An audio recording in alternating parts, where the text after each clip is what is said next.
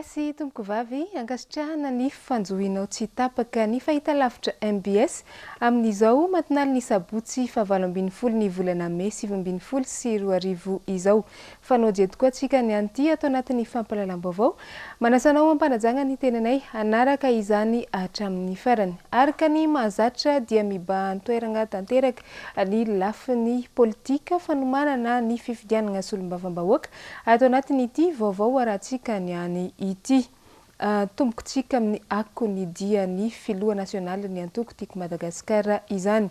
Vahoaka marobe no tonga ny tandreny sy nandray ny afatra natao ny filoha nasional ny antoko tiako Madagasikara. Andriamato Marka Ravalomanana tany amin'ny distrika ny Tsironomandidy nandritra ny fandalovany tany antoerana. Kandida azo antoka araka ny nambarany no natolotry ny team K25 ufidina solombavam-bahoaka amin'ny 17 ny volana May avy izao dia ity Nasira Benja ary hagnano podro no tanjona amin'ny izany.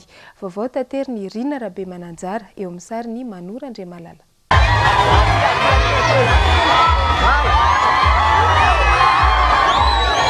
Lina tamin'ny fanazavana sy ny kabary ny oentin'ny filoha nasional ny antoko tiako Madagasikara Andriamato Marka Ravalomanana ny tao amin'ny faritry Bongolava. Manaprofo izany izao vahoaka marobe izao, na ny tao Atsoromandidy, na ny tao Mahasolo, na ny tany Akadinondry Sakay dia samy nazo ny afatra amin'ny antrehana ny fifidianana solombavam-bahoaka. Natolotra raha teo ny kandida solombavam-bahoaka atolotry ny team K25 tany amin'ity toerany nahitana ny Dina sy Rabenja. Andolota anti candidatsik tina. Izy antonan'ilay laratsika, larana faheniny. Dia antonera ny ato Rabenja. Izy prezimisy. Ka dia mifoazana talona inininy. Hoe mifoazana abako. Anovany tantara isika. Amenaka zany hoe asin'ny solombavam-bahoaka zany manana maizazy. Ka dia zao hoavy ny fifidianana amin'ny 17 volana May avy zao dia tia eto, tiatsika eto fa olando kandidatsika ireo antsika avy amin'ny atoko tiako Madagasikara na vita fiofanany reto hoe zao nataonareo ary avy avy eo mandeha makaty manaraka toromarika tsy manana totoa zany tsika fa manana vina mpiarahamonina tena mendrika tsara vahoaka malagasy. Dia mijery zay soimona vahoaka fa tsy nitombotro lerakaty ireny na lerakaty ireny na anareny fa soa ho an'ny malagasy rehetra. Rehetra solombavam-bahoaka rehetra anao tolo-dalany reo anaraka tsara izay toromarika menazy reo mba hafahany hiavy zay tombotro vahoaka. No amafisina fa miavaka ny kandida solombavam-bahoaka atolotry ny team K25 satria efa nahasiofanana manaraka ny etika ka ikantsaka mandrakariva ny tombotsoan'ny vahoaka sy ny so iombonana. Eo ihany koa ny fananana foto-kevitra sy ny vinam-piarahamonina araka ny nambaran'ny filoha nasional ny tiako Madagasikara Andriamato Marka Ravalomanana ihany taty amin'ny faritry Bongolava. Tsy maintsy mandresy isika hoy izy ary anova ny tantara amin'io fifidianana solombavam-bahoaka io. Voaporofo indray tamin'ity fiona ny filoha nasional ny tiako Madagasikara Andriamato Marka Ravalomanana ity sy nandritra ny fanolorana an'ireo kandida solombavam-bahoaka tany antoerana fa mifamatotra amin'izany antoko tiako Madagasikara sy ny filoha mpanorona azy zany ny vahoaka ny Bongolava ary dia porofony zany mandritra ny fifidianana solombavam-bahoaka ny alatsinainy 17 May 2024 sy 2024 ka ny vaton'ny team K25 no arotsaky ny vahoaka ny Bongolava mandritra izany. Fa ny tsodrano ray aman-dreny zava-mahery ary dia zava-dehibe tokoa momba n'izay tsodrano izay. Miasa iaraka reo mahazo antsika fambiaza ary tena anao anak'izazy atao hoe jery tombotso vahoaka ka dia za tsodranan'izy ireo tsisy akoatran'ireo aty mahazo mitondra fanevany tiako Madagasikara reo ihany. Amin'ny 17 ny volana May avy zao fidio ny kandida avy amin'ny antoko team K25. No amafisy ny filoha nasionaly ny antoko tiako Madagasikara Andriamatoa Marc Ravalomanana nandritra ny fiaonany tamin'ny vahoaka ny mahavelona fa antokana kandida natolotry ny team K25 ho fidina ho solombavam-bahoaka amin'ny 17 May ho avy izao ao amin'ny distrika ny Soavinandriana i Mampy ary azo antoka izy hitondra ny tenin'ny vahoaka eny anivon'ny antenimieram-pirenena. Vavoatateriny Rina Rabe Mananjara eo amin'ny sary sy rindratsary ny Manora Andriamalala sy Erzora Jonarvony. Fanotsongaina tao anatin'ny maro ny kandida solombavam-bahoaka atolotry ny team K25 raha ny nambara ny flou national ny tiako Madagasikara Andriamatoa Marc Ravalomanana nandritra ny fandalovany tao Mahavelona. Efa vita fiofanana ary mifamatotra amin'ny atoko tiako Madagasikara ny kandida atolotry ny team K25 ary izany no azahoana antoka fa hikatsaka mandrakariva ny tombontsoan'ny vahoaka ny Mahavelona rehefa tonga eny Tsimbazaza. Mampireriana ny kandida. Izy ihany ny kandida zay efa azo fiofanana.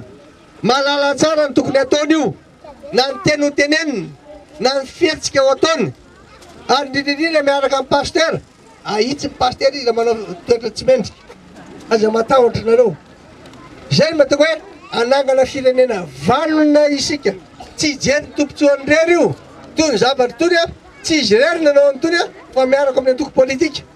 Ao amin'ny fohy be ny tiako Madagasikara manampy azy. No amafisany ny flou national ny tiako Madagasikara Andriamatoa Marc Ravalomanana teto Mahavelona fa ny fisiany antoko tiako Madagasikara izay nipoirany ilay kandida dia hoarofanina ho amin'izany kandida izany rehefa tonga eny Tsimbazaza izy ary izay indrindra no mahazava-dehibe ny kandida solombavam-bahoaka atolotry ny antoko politika dia ny antoko tiako Madagasikara izany. Solombavam-bahoaka tonga dia mpanao lalàna. Ny lalàna izay ho tapahanay ao amin'ny antenimieram-pirenena. Dia mametoky anareo vahoaka eto Mahavelona fa lalàna mahasonisam-batan'olona, lalàna mitondra ny tombontsoa antsika rehetrarehetra fa tsy tombontsoan'olo tokany. Zany ny matimatesanay. Resy lahatra ny vahoaka ny Mahavelona ka androtsaka ny vatony ho an'ny kandida solombavam-bahoaka ho atolotry ny team K25. Amin'ny 17 ny volana May ho avy izao, fidio ny kandida avy amin'ny antoko team K25. Ny toetrany ny fidinana ifotony nataony delegation'ny mpanangana notarihan'ny filohan'ny antoko tiako Madagasikara Andriamatoa Marc Ravalomanana amin'ny fanotronana n'ireo kandida izay atolotry ny team K25 sy ny fitafagna mivantana amin'ireo vahoaka ivelany Antananarivo amin'izao fanomanana ny fifidianana solombavam-bahoaka mandritra ny fampelezan-kevitra izao. Tamin'ny farany ity herinandro ity ary dia nitao amin'ny distrika ny Faratsio indray no notetezina tamin'ny izany. Hoaratsika ny akon'izay eo amin'ny sariny Manora Andriamalala. Nandalona namafy tao amin'ny distrika ny Soavinandriana ny filoha nasionaly ny team Andriamatoa Marc Ravalomanana nanentana ny mponina tao an-toerana hifidy ny kandida Mampy natolotry ny team K25 ho solombavam-bahoaka mialohany nanohizany ny diany azy ny distrika ny Faratsio. Ny distrika ny Faratsio izay toerana isan'ny mamokatra ka mila tosika amin'ny fampandrosoana. Ny solombavam-bahoaka ihany no tena mahita ny manahirana ny vahoaka eny fotony ka ho afaka hitondra vahaolana amin'ny alalan'ny volavolan-dalàna ho fampandrosoana ny distrika ny Faratsio. Nanamafy ny fanentanana ny mponina ao an-toerana araka izany ny filoha nasionaly ny antoko tiako Madagasikara Andriamatoa Marc Ravalomanana mba hifidy any dadanaivo Maroel izay natolotry ny team K25 ho solombavam-bahoaka hisolo tena ny mponiny Faratsio eny amin'ny lapan'ny antenimieram-pirenena. Tonga eto Faratsio aho tena ilaza aminareo hoe fidio dadanaivo Maroel. Larana numéro 2. Olona manana maizazy, olona tena manana fandeferana sy manaja olona. Saza amerina indray ny asiny zany hoe député Madagasikara zany io. Ary enikaja enimboninahitra ny atoko tiako Madagasikara manana azy. Sady ray aman-dreny no afaka natanteraka izay asa fandrin'olona. Ka dia eo koa ben'ny tanàna maire zay kandida zay afaka mandahatra tsara fa mikabary. Ao koa zay mahatoky aho fa tsy petrapetraka fotsiny io fa no zay mahasoa vahoaka amin'ny 17 volana May ho avy zao ianareo aty amin'ny distrika ny Faratsio ifidy any dadanay Maruel larana faro zay Ipoka olona jiaby izay nandalovany delegasion ny mpanangana tao amin'ny distrika ny Faratsio notarian'ny Andriamatomarika Ravalomanana toy ny zavanisy tao amin'ny tanànany Andohariana sy tao amin'ny tanànany Dango. Manapirofo sahady ny mbola fahatokisan'ny vahoaka ny Antoko Tim. Nanamafy ny filoha nasionaly ny Tim Andriamatomarika Ravalomanana fa mila mailo ny vahoaka anaramaso sy hiaro ny safidiny amin'ny fifidianana solombavam-bahoaka ho avy io mba tsy hiverena ny tranga tamin'ny fifidianana farany teo teto Madagasikara intsony. Zay dia olona nofan'ny dada ary tenentsonareo amin'ny mampivavaka ny dada dia zavatra hitikitiany sy tena ataony miletika ao andohanay député 9 mena-dareo no hoe fahamarinana fahamasinana ka izany no anisany nahatonga azy anendriny tena ko aty amin'ny distrika amin'ny Faratsio osolo tena candidat député Tim 25 marina ve zany amin'ny faha 17 ny volana May ho avy zao fidio ny candidat avy amin'ny Antoko Tim K25. Izay ny ankony fampelezakevitra ho an'ny tany ivelany Antananarivo fa hipodiagnatsika kosa ny eto Antananarivo renivohitra. Ny tany amin'ny distrika ny Avaradrano iny dia ny fitetezana ny isan-tokantrano no nataon'ny candidat ny Tim K25 ao amin'ny distrika ny Avaradrano niaraka tamin'ireo mpiaradia sy ny mpikatroka Tim jiaby tamin'ny tapany maraina n'ity androany sabotsy ity. Ny tapany folakandro kosa dia nanolotra ny milina fanjairana ho an'ireo mpanjaitra ao anatin'ny bazary ny sabotsy namehana ireo candidat roa lahy Jerry sy Aja izay natolotry ny Tim K25 izay mariana fa fampanantenana nataon'ny filoha nasionaly ny Antoko Tiako Madagasikara tamin'ireo mpanjaitra tao anatin'ny bazary ny sabotsy namehana nandritra ny fidinana ifotony natao moa ity fanolorana milina fanjairana ity. Ny akon'izay no aratsika eo amin'ny sariny Tahiry Niaina Ranarinirina. Fitetezana ny isan-tokantrano izay nanentanana ny vahoaka na Avaradrano tsy andatsabato afa-tsy ny laharana fahaenina misy any Jerry Randriambolaina sy Aja Andrenatsifona tsara irery ihany no nataon'ny delegasion ny Tim K25 tao amin'ity distrika ity ny tontolo andro ny sabotsy fa 20 ny volana May 2024. Niezaka nitondra vahaolana ho an'ireo fotodrafitrasa tsotsotra izay tena mahaporitra ny vahoaka eny fotony ny candidat Jerry sy ny candidat Aja natolotry ny Tim K25 solombavam-bahoaka ao amin'ny distrika ny Avaradrano. Naseho sy natolotra tamin'ny fomba ofisialy ho an'ireo mponina teny an-toerana izany androany. Marina tokoa tsy mpanao fotodrafitrasa ny député kanefa amin'ny fidinana ifotony taty amin'ny toerana to zany dia nahitana sy natsapana fa hoe tena mijaly le vahoaka dia mba ho famezatoky an'ireo vahoaka sahady sy hoe mba isin'ny fifampatopisana indrindraindrindra hoe tena mba miserasera vahoaka sy tena mijery le vahoaka ny tenanay dia niezaka izay mirahalahy hoe mitady atao hoe mpiaramondy natoka kely mba afaka nanao tolo fotodrafitrasa to izay tena hita fa tena ilain'ny vahoaka farak'izay hoe malaky mba ahafahan'izy ireo zany manao ny fanasan-dambany amin'ny rano madio zany. Ny fandriampahalemana ety amin'ny manodidina ety indrindra fa aty ambany tanàna aty amin'ny Avaradrano ery tena manahirana ny sosialim-bahoaka dia ny rahanareo nahita ngamany fa tamin'ny voalohany tsy dia ianareo fa tonotry fotodrafitrasa tony dia fa teo fa ny fikarakarana dia tsy misy indra nandritra ny 10 taona ka noho izany no totoyan'ireo fokon'olona anay mba hijery ny fotodrafitrasa ety mba hampisy fisotro rano madio ara-dalàna dia nataonay amin'ny rahalaly izy satria kely dia kely tsy voatery anao zavatra lehibe akory zay amin'izany fa fangatahana akory fotsiny nataon'ny fangatahana fotoana dia mba nitatarana amin'ny rahalahy fa tsy mpanao lalana anampanao fotodrafitrasa fa ny manentana tsika eto amin'ny distrika ny Avaradrano izay mirahalahy reto izay natolotry Tiako Madagasikara Jerry sy Aja ifidy ny laharana fahaenina amin'ny 17 ny volana May ho avy izao fidio ny laharana fahaenina fidio le laharana fahaenina. Zava-dehibe ho an'ny Antoko Tiako Madagasikara ny fitazonana ny teny nomena sy ny fanatanterahana ny fampanantenana. Izay no noporofon'ny candidat ny Tim K25 tao Avaradrano androany. Nanolotra milina fanjairana ho an'ny mpanjaitra tao amin'ny bazary ny sabotsy namehana. Iraka avy amin'ny filoham-panorona ny Antoko-Tiako Madagasikara, Andriamatoa Marka Ravalomanana no nataony ireto kandida roa lahy ireto teto. Taorian'ny fidinana ifotony izay nataony delegasion'ny mpanangana teny amin'ny tanàna Sabotsy namehana ka niainoan'ny filoha Ravalomanana ny fitarainany ireto vehivavy mpanjaitra ireto.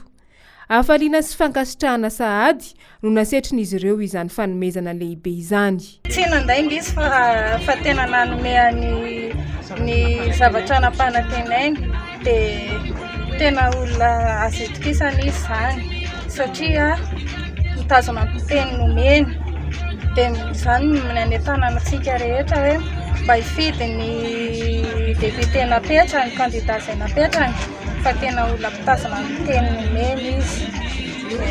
Dia numéro 6 fa tena zava-dehibe tsinjony matsinika tokoa izy sy mpanao ny asa tanana rehetra. Manentana ny tanora rehetra Sabotsy namena sy Avaradrano izay feno taona mba hividy ny numéro 6 député Jerry sy Haja izay natolotry ny tima K25. Vao akatoky ny fifidianana solombavam-bahoaka dia efa nampiseho fahavononana hamany olona ny vahoaka eny fotony ny kandida natolotry ny tima K25. Taratra sahady izany fa tsy hijery afa-tsy ny tombontsoa sy ny mahasoa ny vahoaka ny kandida natolotry ny tima K25 rehefa tonga soamatsara eny anivon'ny antenimieram-pirenena. Ho an'ny distrika Navaradrano, ny laharana fahaenina ihany ao anatin'ny bileta tokana no fidiana amin'ny alatsinainy fa 17 ny volana May ho avy izao. Izy ireo ihany no afaka hitondra fandrosoana ho an'ny distrika Navaradrano. Amin'ny 17 ny volana May ho avy izao, fidio ny kandida avy amin'ny Antoko-Timo K25. Eo amin'izay ako ny fampelezan-kevitra izay hatrany nafotaka tsy nisy karazany ny hetsika ara-panatanjahantena ny lalao rugby izay notanterahany kandida ny tima K25 ho fidina ho solombavam-bahoaka ao amin'ny boriboritany fahaenina tamin'ity androany ity notanterahana teny amin'ny kianjany Alarobia ambony lomo izany lalao fanatanjahantena izany nanasana ary nahatongavany ireo fikambanana jiaby tsy ankanavaka sy ny karazana antoko jiaby ihany koa niara-nisa lahy sy nanotrina ny kandida ny tima K25 ao amin'ny boriboritany fahaenina. Warantsika ny akon'izay mbola eo amin'ny sariny tahiry ny aina ranary ny rina hatrany. Tena lavitan'ny mponina Ambohimanarina ny fanatanterahana ny lalao ara-pirahalahiana teo amin'ny taranja rugby natao tetsy amin'ny kianjana Alarobia ambony loha ny tontolo andro ny Sabotsy 20 May 2020 sy 2020. Hetsika Mbomamsoma izay fanao ny todisora Andriamampandry na dia tsy mbola nilatsaka ho fidina ho solombavam-bahoaka aza ny tena ny teo aloha. Ankehitriny tohizana izany hetsika Mbomamsoma izany ary arahany amin'ireo kandida prelista aminy amin'izao fifidianana solombavam-bahoaka izao. Ho fanomezana lanja manokana ny tanora sy ny fanatanjahantena ary ireo fikambanana maro samihafa sy ho fanamafisana ny firaisan-kina no tena antony anaovana n'izao hetsika izao araka ny fanazavany ny kandida Todisoa Andriamampandry. Ny Mbomamsoma ny tena lalan'ny olona rehetra na tao Ambohimanarina akoatra ny resaka fampianarana dia izay no mitorana ny satria ny Mbomamsoma dia daholo mivondron'ny olona rehetra samihafa na ny tilina io na ny ambalam-bahoaka io na ny fikambana maro samihafa io dia naton'izay Mbomamsoma izay hoe mivondronao daholo ny vahoaka ny Ambohimanarina. Ary anisan'ny laharam-pahamehanay dia ny tanora, fijerevana ny tanora sy ny fanatanjahantena sy ny fijerevana ny asa ho an'ireo tanora ireo sy ireo fikambanana reza maro samihafa izay tokony mahasitraka eraky ny fokotany. Manentana antsika rehetra hifidy numéro 1 matoa misy ny numéro 1 dia tendra avy amin'Andriamanitra hoe voalohany ka ny fanambo ataonay dia ao numéro 1 vahoaka ny Ambohimanarina sy disika ny Ambohimanarina ary atao modely izy ny voalohany amin'ny fampandrosoana eto Ambohimanarina satria raha atao zao ny tomana dia Ambohimanarina ny gisitra indrindra dia mampalahelo zany ary izay no areninay izay reto. Tonga marobe nanoana ny antson'ny kandidan'ny tima K25 ao amin'ny boriboritany fahaenina tetsy Alarobia ambony loha ny mponina jiaby avy amin'ny distrika ny Ambohimanarina. Ipoka ny kianja tsy nisy nanavahana na avy amin'ny fikambanana ino na avy amin'ny antoko ino.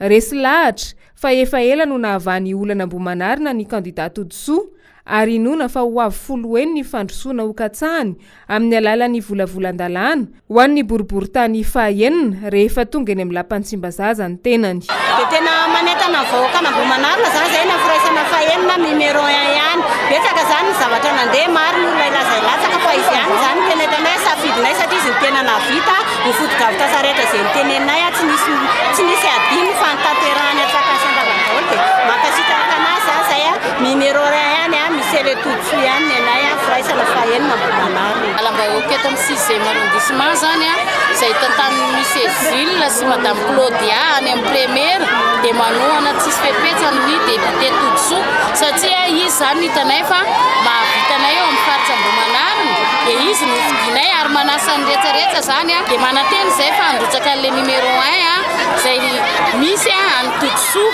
Zay dia manohana député Toutsoa foana izy izy manentana amin'ny ray aman-dreny mpianatry ny EPP io ny nambe variny zanaka ray nandritry fotoana maro manentana anareo zahay vidio fa hita sotsika. No amafisy ny candidat Toutsoa Andriamampandry sy ny prailistra aminy fa ny mahasoa ny vahoaka no imasoa ny solombavam-bahoaka ny team K25 rehefa tonga eny amin'ny anteny meram-pirenena. Ny candidat Toutsoa dia laharana voalohany ao anatin'ny bileta tokana. Podro no tanjona ho an'ny Ambohimanarina jiaby ka i Toutsoa sy Fehizoro no hitondra ny tenin'ny vahoaka sy hiaro ny tombotsoana Ambohimanarina eny amin'ny lampantsiambazaza ao aorian'ny 17 ny volana May 2022. Amin'ny 17 ny volana May ho avy izao fidio ny candidat avy amin'ny antoko team K25. Raha izay ny tany amin'ny distrika ny tao amin'ny boriboritany fahaenina iny ho an'ny candidat Toutsoa dia azo ny anjarany ihany koa ny mpakafy ny taranja rugby ho an'ny ao amin'ny boriboritany voalohany. Lalao rugby goavana no totosaina etsy amin'ny kianjabe ny Mahamasina amaray karakarainy ny candidat ho solombavam-bahoaka natolotry ny team K25 ao amin'ny boriboritany voalohany izay lisitra tarihany maître Yanitra. Fanazavana makasika izay no aratsika avy hatrany. Joany moa zany dia ety amin'ny kianjabe Mahamasina efa vonimbonina tanteraka amin'ny ady omby lehibe izay atao rapitso rugby ngeza be eto amin'ny boriboritany voalohany. Efa vonina tanteraka daholo amin'ny lafiny rehetra dia fanetanana sisa no atao antsika rehetra mpakafy rugby. Isika rehetra na tsy mpakafy rugby ary mbola tsy nijerana zany rugby zany tongava ety amin'ny kianjabe Mahamasina rapitso sy fulme fa hijerana zany ady lehibe zany tsika satria match marobe ary club marobe no andray anjara amin'izany. Eto moa zany dia misaotra manokana ny section ny ligue ary indrindra ny fédération ny rugby fédération malagasy ny rugby zany amin'ny fiarah-miasa rehetra efa azo eto am-pelatana ny tompon'andraikitra ny fikarakarana ny taratasy rehetra momba an'ireny lalana azo tany fédération tany amin'ny ligue sy ny mpiara-miasa rehetra reny isaorana koa ny club rehetra izay eto boriboritany voalohany mandray anjara amin'ity lalao goavana be ady omby lehibe mbola tsy nisy hatramin'izay satria omby efatra be zao no entina idivana rapitso dia club lehibe izay kalaza eto amin'ny boriboritany voalohany no andray anjara ireo mpilalao rehetra koa moa izany tsy ambany zany fa itsika rehetra mpijery zany ety amin'ny boriboritany voalohany na tsy boriboritany voalohany ary fa rehefa mpakafy rugby zany dia tongava daholo ho maro be fa fiarah-mienta ny boriboritany voalohany dia ary tafiditra ao anatin'ny fampelezan-kevitra moa izay ataon'ny candidat larana voaloha tarihan'ny maître Yanitra. Baolina zany rapitso ny aty amin'ny kianjabe Mahamasina dia raikitra ny baolina vita somatsara ny taratasy fanarahana tamin'ireo ambaratonga maro ny fédération ny ligue ary ny section dia mandeha ny baolina rapitso. Misy ny manao sisindresaka tsy mandeha baolina mandeha ty satria zavatra karakarain'ny maître Yanitra satria zavatra tsy mandeha zany satria izy no ao anatin'ny ty zavatra ty dia mandeha ny baolitsika rapitso. Misy mitena ny tsiraikitra ny baolina tongava maro aty amin'ny kianjabe Mahamasina sady natao fandraisana anjara ny vididirana ato fandraisana anjara fa tsy vididirana le izy satria mba hiarovantsika ny asan'ny ratsy rehetra le izy dia nasiana le 5000 francs mba ahafahana misava sy zavatra tokony hanaovan'ny olona tsy tia izay hiditra ato ka manentana antsika ray manontolo tongava maro na ny mpakafy na tsy mpakafy rugby mety ny fianakaviana ray manontolo tomy fa baolina lehibe dia lehibe adomy be anaky 10 be zao no ato Mahamasina rapitso izay ome maître Yanitra candidat numéro 1 ka tongava maro mijery dia tiako tenenina kely fotsiny ngamba manentana ny reo namana sasasasany mba hiaraka iainga eny akasina fotoana eny aminay ny fiangana amin'ny folo ny mba misy satria mbola misy boribory tany voalohany zay nataony maître Yantsa candidat numéro 1 tsy ambany zavatra mihitsy ny teo boribory tany voalohany misy fizarana baolina ka manomboka zay tonga mandeha milahatra miaraka aminay any akasina zany tonga dia priorité mao anatin'le mahazo baolina zay amin'ny maître Yantsa eny aminay eny akasina départ rapitso amin'ny folo dia fanentanana kely tongava maro 5000 francs fidirana ambiance tsara tarehy be baolina nefa miady be adony be dia numéro 1 maître Yantsa. Impodiagnatsika izay ako ny fampelezan-kevitra nataony candidat team K25 izay boka eo fa lafim-baovao hafa dia mitohy hatrany ny asa sosialy ho fanampiana ireo mponina sahira natao anatin'ny commune Antananarivo renivohitra ao amin'ny boriboritany fahaenina misy eo amin'ny endrika maro be izany fanampiana izany raha ho an'ny ity boriboritany fahaenina ity manokana anomboka amin'ny alatsinainy ho avy izao ohatra ny andiany manaraka amin'ny fampiofanana ho an'ireo tanora amin'ny informatika sy eo ihany koa ny fampianarana ny teny anglisy maimaim-poana ireto fampianarana ireto izay iarahana amin'ireo mpiara-miombonantoka isan-karazany. Efa misokatra ny fisoratana anarana amin'izao ary amin'ny alatsinainy ho avy izao ny anomboka izany fampianarana izany fa eo amin'izay fanampiana ny lafiny sosialy izay hatrany dia isy ny fisoratam-panambadiana maimaim-poana izay ho karakarainy ny commune Antananarivo renivohitra ao anatin'ny boriboritany fahaenina ka mbola misokatra ny fisoratana anarana hatramin'ny izao. Araka ny vaovao voaray avy eny an-toerana moa dia efa eo amin'ny 520 eo ireo tokantrano izay nisoratra anarana ho amin'izany fisoratam-panambadiana maimaim-poana tanterahan'ny commune izany ary ankoatra izay dia isy ihany koa tafiditra ao anatiny izany ny fanomezana sy fikarakarana ny kopia maimaim-poana ho an'ireo zanaky ny tokantrano hiditra amin'izany fisoratam-panambadiana izany. Etsy andaniny manomana ny forazaza maimaim-poana ihany koa ho an'ireo ray aman-dreny jiaby izay manana zazalahy kely atao an'izany forazaza na ny didipoatra izany ny commune Antananarivo renivohitra ao anatin'ny boriboritany fahaenina eny Ambohimanarina eny ka amin'ny 420 ny volana May ho avy izao no anatanterana an'izany forazaza izany.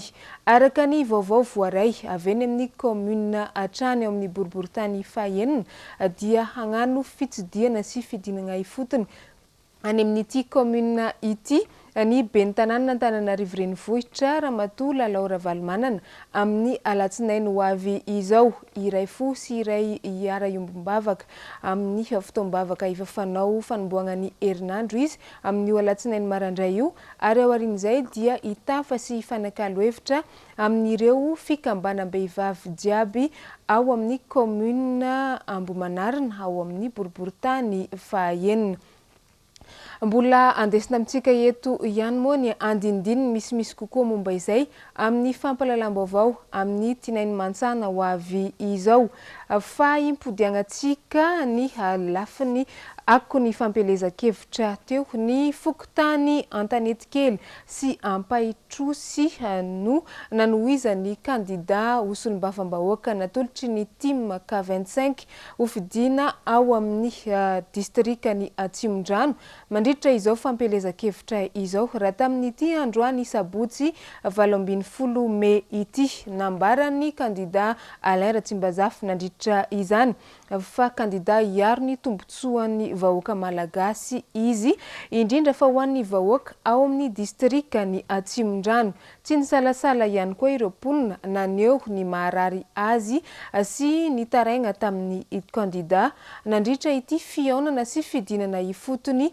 natao androany ity. Waratsika ny akon'izay vaovao izay ho an'ny tany amin'ny distrikany Atsimondrano nataony Germaine Menjanahary sy Erzo Rajaonarivony. Candidat anolotra lalàna hiaro ny tombotsoan'ny vahoaka. Io no namafisy ny candidat izay atolotry ny team K25 ao amin'ny distrikany Atsimondrano Alain Ratsimbazafy raha niona sy nitafa tamin'ny mponina tao amin'ny fokontany Antanety kely sy Ampahitrosy ity candidat ity androany. velomboly sy velom-panantenana tanteraka ireo vahoaka tao amin'ireto fokotany ireto androany raha nahafantatra fa ity no candidat tokana atolotry ny team ka 25 amin'izao fifidianana osolombavambahoaka izao. Nambarany nandritra izany fa isan'ny maika ny fanampiana ny tantsaha izay fantatra fa isan'ny ankinana ny fandriam-pahalemana ankoatr'izay ny resaka fanabeazana. Ny maro amin'ny satria dia ny tantsaha izay indrindra no nitondranay zany atao hoe fanampiana ara sosialy no mpamboly aty atoerana ka nahafahana nanolotra masomboly makasika ny legioma zany ho an'ny tantsaha aty amin'ity faritra ity. Hita ihany koa fa ity faritra ity dia mamboly vary araky ny fitarainan'ny mponina taty zao dia misy barazy izay ilana fanatsarana na fanamboarana tanteraka mihitsy aty amin'ity faritra ity mba ahafahana mamokatra bebe kokoa noho ny efa hitantsika maso amin'izao fotoana izao.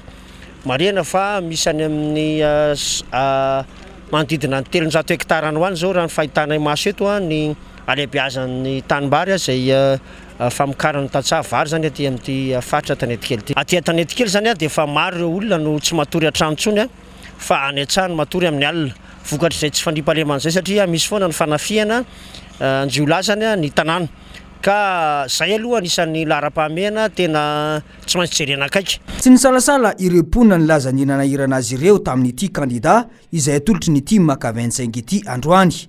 Isan'ny voaresaka manokana ny resaka tsy fandriam-pahalemana. Any tsara zay ny matory amin'ny alina sa matory eo an-trano matahotra amin'le zay tsy manana dia raha tsy misy vola hony dia ny sasakely no ralay. Nanamafy ny candidat Anlera-Tsimbazafy fa efa misy ny volavolan-dalàna izay ho atolotra eny anivony anteny mera-pirenena ary isan'ny mamafisiny fa hoentitra sy tsy kosomaso amin'ny fanaraha-maso ny mety sy ny tsy mety ataon'ny mpanatanteraka ny tenany. Ankoatr'izay dia fantatra ihany koa fa misy ny sotasota ataon'ireo candidat mpifaninana amin'ny fandrovitana ny afisiny ity candidat izay atolotry ny team ka 25 ity. Be dia be ny afisy ary lasipatra izay manokana zany ny tiako Madagasikara avy ety Atsimondrano ny fanendahana amin'ny afisy. Misy candidat izay efa fantatray ny mombamomba azy zany manendaka afisy fotsiny nataony raharaha fa tsisy fanentanana mikasika an'le hoe vinanasa izay tokony atao. Na izany na zany tsy ataonay laharam-pahamehana zany fa mitaona ny mpikambana rehetra zay mba hanara-maso izay aloha voalohany. Ankoatry ny fampielezan-kevitra dia nisy ihany koa ny fampianarana ny fampiasana ny bileta tokana indrindra fa ny fanasiana ny marika eo amin'ny laharana fahadimy ao anatin'ny bileta tokana nandritra ity fotoana ity. Targetra ho azy ireo ny anao podro amin'izao fifidianana osolombavambahoaka izao. Amin'ny fahafito amby roapolo ny volana Meo avy izao fidio ny candidat avy amin'ny antoko team ka 25. Dia izay ihany koa tompoko klasy tompoko vavy no nandesintsika namarana ny vaovao tamin'izao sabotsy matonaly izao isaoragna feno anao nanaraka izany hatramin'ny farany. Mankasitraka ihany koa nireo ekipa jiaby izay niaraka ny sala nanatotosany ny vaovao natolotra teto niany iny. Mametraka ny sambo tsara ao amintsika jiaby indray ny tenako ho amin'ny magnaraka koa tompoko klasy tompoko vavy veloma tompoko.